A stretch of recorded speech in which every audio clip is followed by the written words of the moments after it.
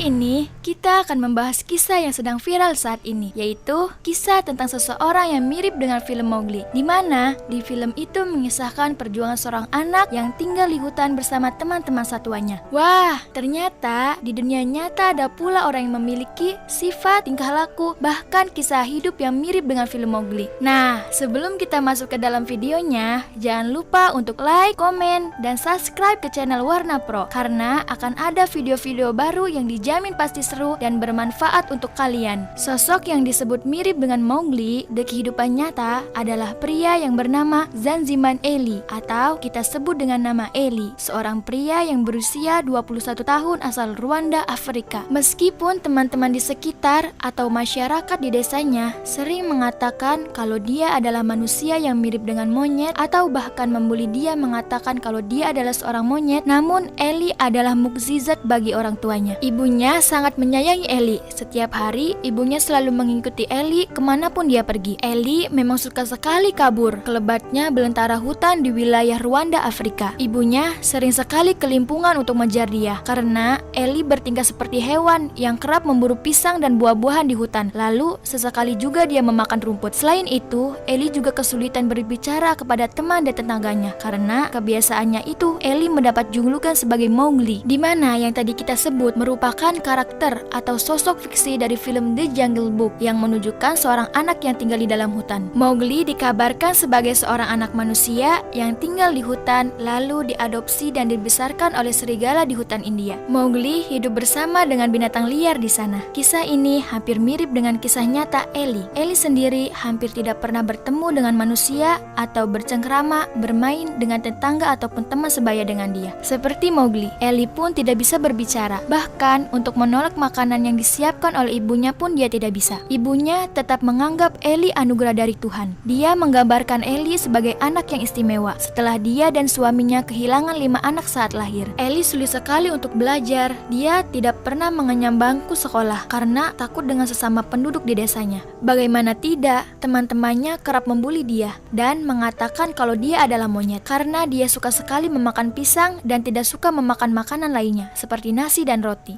Kisah Eli sempat didokumentasikan di Afrika TV, media lokal Rwanda. Dari Daily Star, warga sekitar kerap mengolok-olok Eli dengan sebutan monyet karena cara hidupnya yang tidak biasa. Kisah dari Eli ini membuat banyak orang merasa tertarik atas kisah hidupnya, terutama atas kasih sayang dari sang ibu yang tiada tara kepada dia. Ibunya mengatakan yang dilakukan Eli hanyalah lari ketika melihat orang. Kemanapun dia berlari, aku harus mengejarnya. Dalam seminggu penuh, kita bisa menempuh 230 km.